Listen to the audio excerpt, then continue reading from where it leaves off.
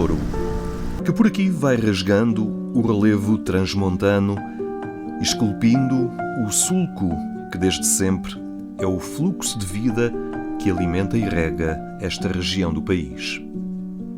É caminho que aproxima as gentes e riqueza que permite a vida e o sustento de tantas gerações que por aqui foram construindo a sua existência.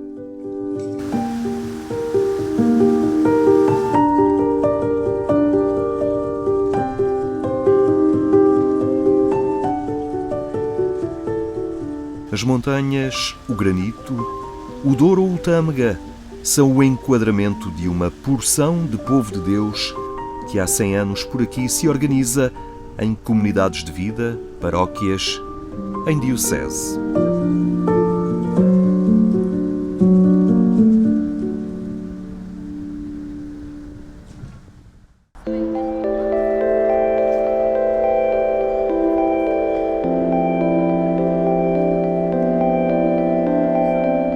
Foi no ano de 1922 que Vila Real nasceu como diocese.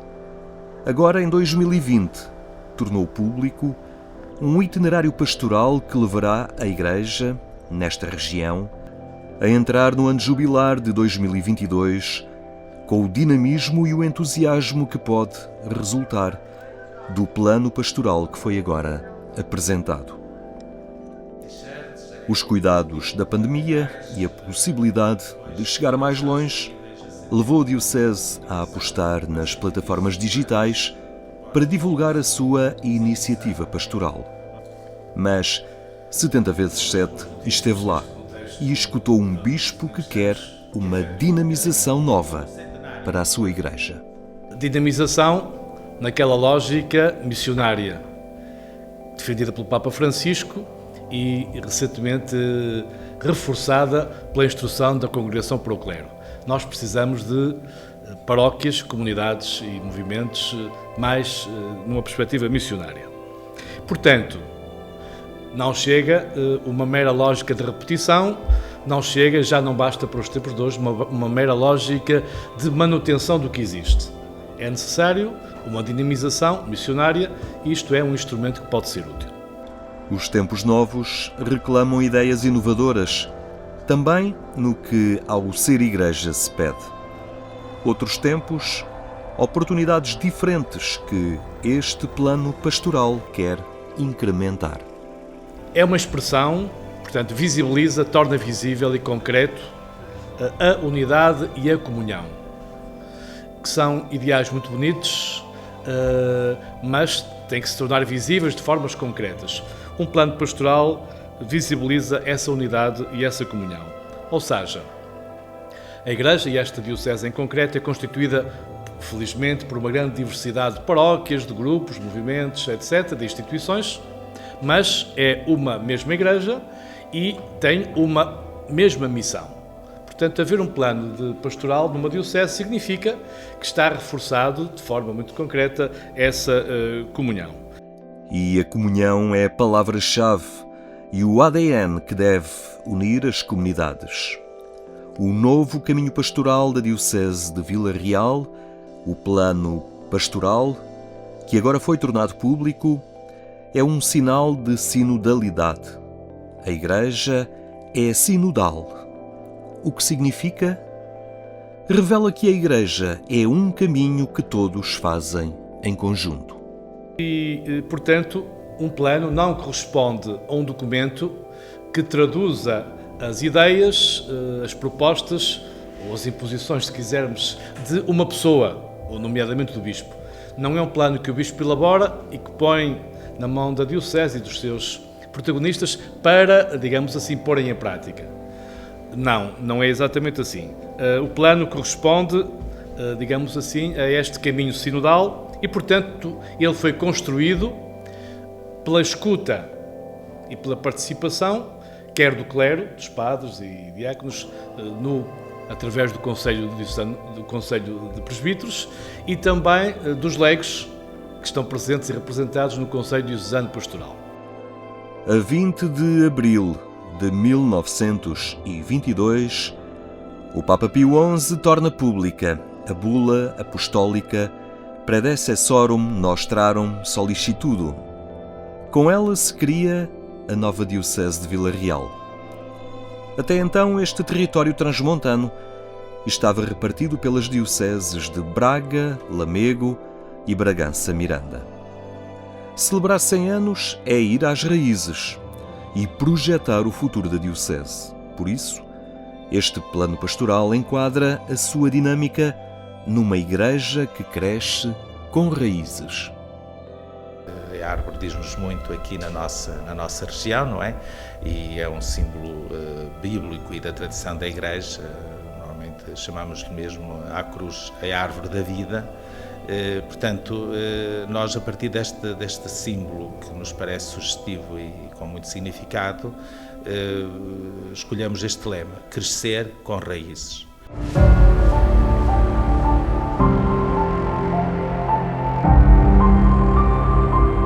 Este enquadramento simbólico ganha dimensão com o logotipo criado para este caminho jubilar e que era apresentado nesta conferência de imprensa.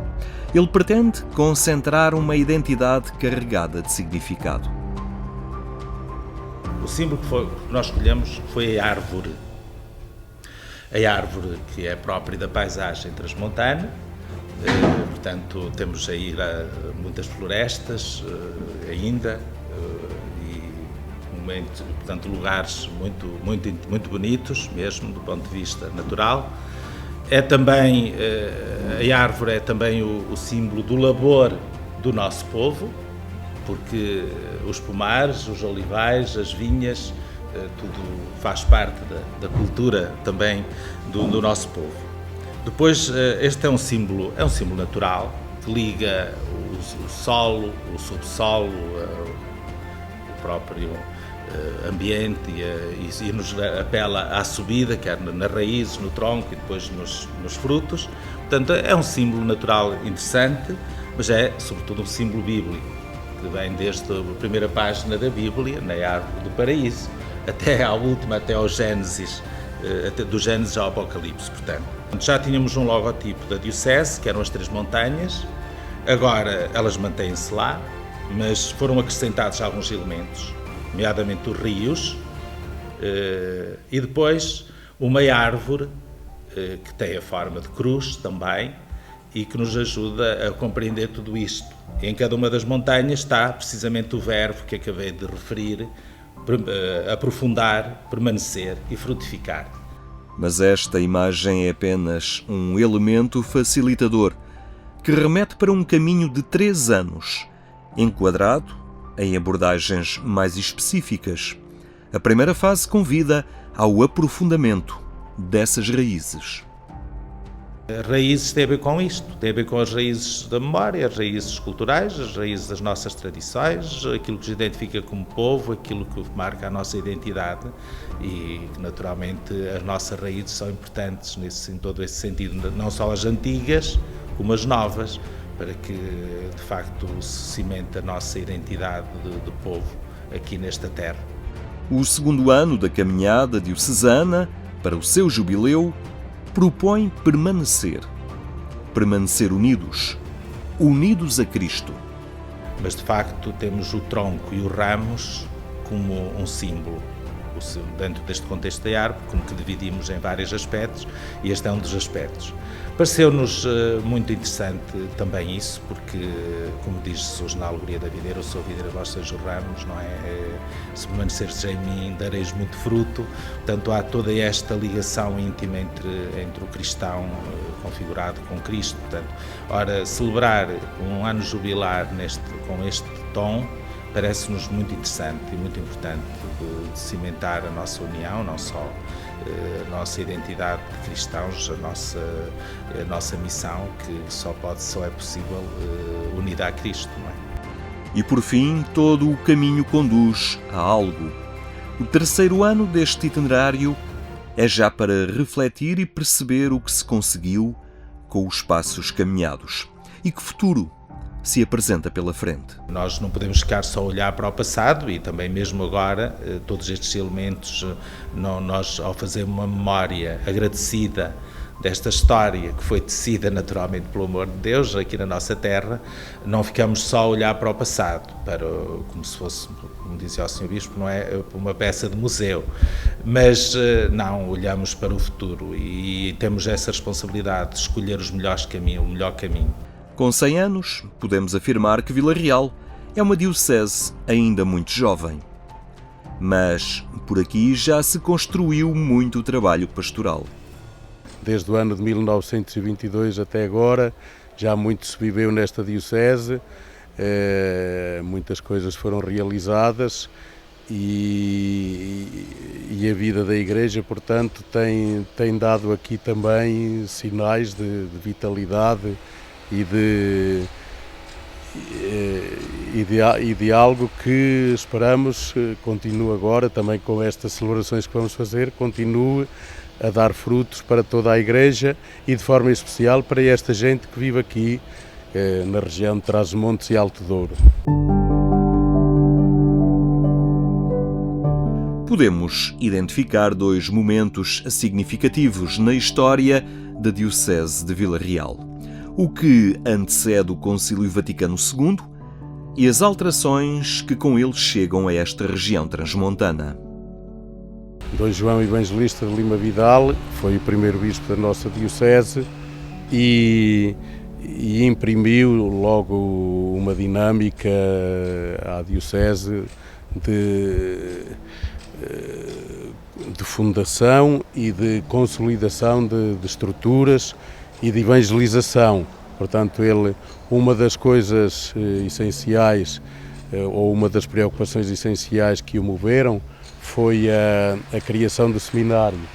Está aqui materializado neste edifício que estamos aqui a ver.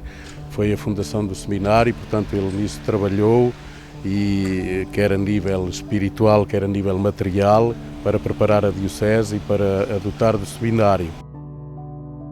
Dom João promove um congresso de liturgia e um congresso de catequese. Funda o Anjo da Diocese, o jornal diocesano, e empreende visitas pastorais.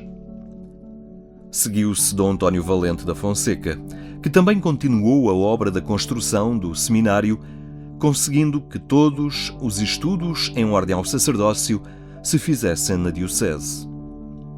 Dom António Cardoso Cunha participa no Concílio Vaticano II e, quando chega a Vila Real, não esquece os ventos de mudança que sopravam na Igreja. E depois, quando tomou conta da diocese, então, quer no seminário, mesmo na forma de educação no seminário, na formação, tudo isso, então se lançou um movimento de renovação a nível pedagógico, a nível doutrinal, tudo já tentando levar por diante e pôr em prática aquilo que veio do concílio. Dom Joaquim Gonçalves estimula a liturgia e a música litúrgica, cria o Centro Católico de Cultura. Dom Amândio Tomás abre a diocese aos novos desafios da atualidade, assumindo o seu governo até 2019, ano em que Dom António Augusto Azevedo toma posse da diocese.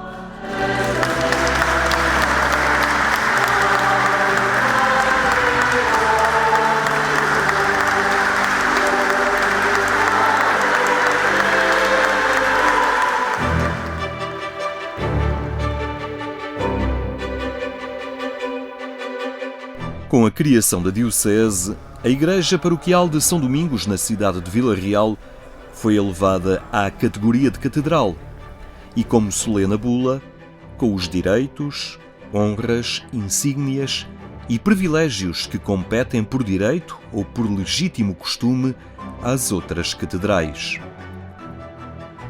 Será ela o lugar da Porta Santa Jubilar e destino de peregrinação nestes tempos festivos. Não temos ainda a data definida para abrir a Porta Santa. Não queremos também que isso seja um meio no contexto em que estamos, sobretudo. temos que avaliar com o tempo. Portanto, se não pudermos abrir a Porta Santa este ano pastoral que vem, o próximo ano pastoral, abri-la-emos no início do próximo, por exemplo. Portanto, não há, foi 20 de abril de 1922, ainda estamos em 20, não há uma data ainda definida neste momento para abrir a Porta Santa, mas claro que a vamos abrir e ficará aberta durante um ano, e sensivelmente, para depois aí sim podermos atravessar a Porta Santa.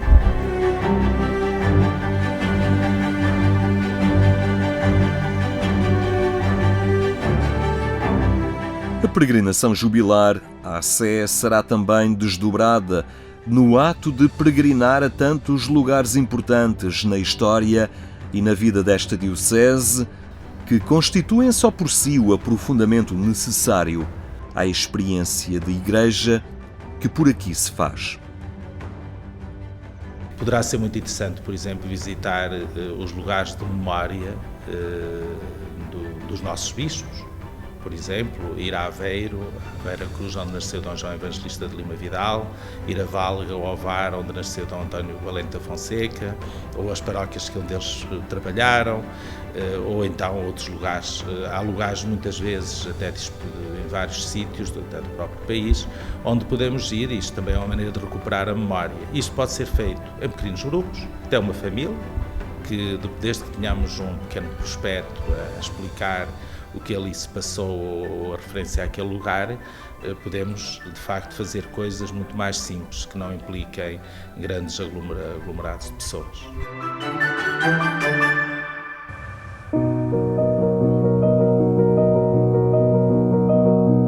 Mas na proximidade do apelo da natureza, que se sente ainda mais nítido no verde da vegetação ou nos relevos ousados desta região do país, a Igreja por aqui está também determinada em aprofundar o apelo ecológico de Francisco, que o Papa escreveu na sua encíclica Laudato Si. Pois bem, também na Diocese, desejamos que este ano seja não só usado para refletir, ler e refletir na mensagem da Laudato Si, mas também para, digamos assim, dialogar, ir ao encontro de tantas pessoas, para além da Igreja, preocupadas com esta problemática. Com as gerações mais jovens, com os investigadores, com os cientistas, com as pessoas de cultura e também com, digamos assim, a população mais simples, que tem uma grande sensibilidade às coisas da criação. E, portanto, este é também um objetivo importante. E a caminhada jubilar de Vila Real estaria incompleta se não dedicasse um empenho particular para com os mais frágeis. Uma maior atenção, presença face aos doentes e, naturalmente, também um cuidado maior em reforçar as redes solidárias. Vai ser preciso maior solidariedade para com os pobres, os idosos, os que vivem sós, os desempregados, as famílias em dificuldade e, porventura, outro tipo de carências. Essa é uma linha de fundo. Este ano vai requerer, ainda mais fortemente, uma solidariedade, uma atenção e um cuidado para todas estas situações. E ainda o maior apoio às nossas muitas instituições de solidariedade social. Vão precisar muito da nossa ajuda e do nosso apoio, elas que têm feito um grande trabalho. Um trabalho muitas vezes não muito visível, mas as pessoas que trabalham nos lares, as suas direções, os seus voluntários e colaboradores têm feito um imenso trabalho, quase um heróico trabalho, que vai ser preciso ao longo de todo este ano ainda não só reconhecer, mas valorizar e apoiar. Esta conferência de imprensa, que acontecia também em ambiente digital, era sinal e prenúncio de uma atitude nova que a Diocese quer ter diante das plataformas de comunicação. Se houve algo que foi útil, importante e marcante neste período que vivemos até agora, se houve algo importante, foi exatamente o apoio que tivemos, aquilo que foi possível realizar através dos meios telemáticos, redes sociais, internet, etc. Pois bem, em relação ao próximo ano, que ainda terá muitos aspectos semelhantes, e certamente em relação ao futuro, o valorizar estes meios e usá-los para aquilo em que nos podem ser úteis será importante. Ou seja, não é um virar de página para voltar tudo ao mesmo. Há coisas que foram feitas, experiências realizadas, que é muito importante que se repliquem e se alarguem.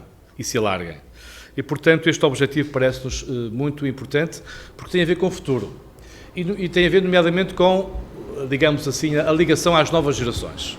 As novas gerações precisam também de que se chegue até elas através destes novos meios, destas novas linguagens. A experiência do confinamento, a necessidade de manter os canais de comunicação ativos, revelou a importância dos meios digitais para a ação pastoral. A Diocese valorizou muito isso, disponibilizando todas as semanas muitos materiais e as próprias celebrações. Houve, a nível da catequese, experiências muito interessantes.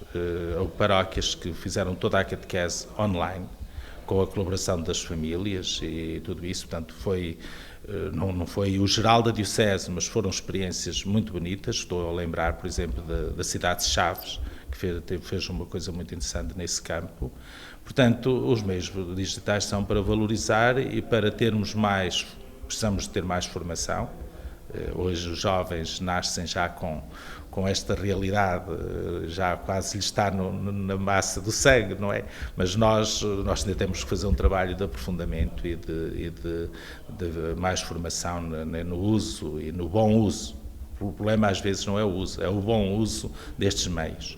De modo que estamos muito empenhados, é mesmo o objetivo para o próximo ano pastoral.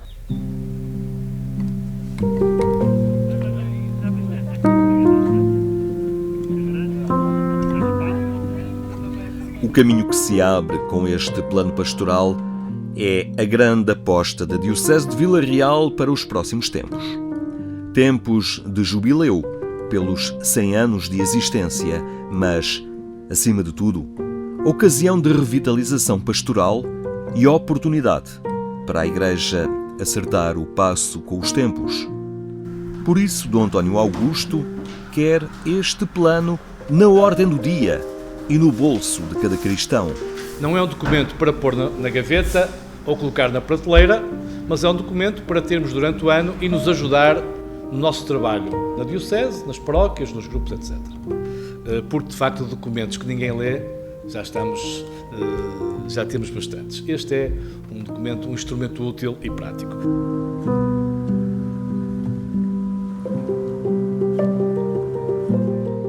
A especificidade de uma igreja em Trás-os-Montes que faz caminho por entre as fragas, os rios e as árvores de uma região que Torga apelidou de Reino Maravilhoso. E as árvores aqui, árvores ou plantas que nós temos mais, são precisamente aquelas que estão nas montanhas e que estão também junto dos rios, desde o Rio Douro até aos outros rios que passam na nossa Diocese, o Rio Tâmega, o Rio Tua, etc. E onde realmente as plantas vão beber, quer aquelas que vão beber ao rio, quer aquelas que também, mesmo em sítios pedregosos, como a videira, na região do Douro, ganham raízes e dão bons frutos e dão bons vinhos, por exemplo, como o vinho do Porto. Mas é sinal também de persistência e de resistência. E a nossa Diocese, nesse aspecto, podemos dizer que é uma Diocese onde as pessoas são persistentes e resistentes.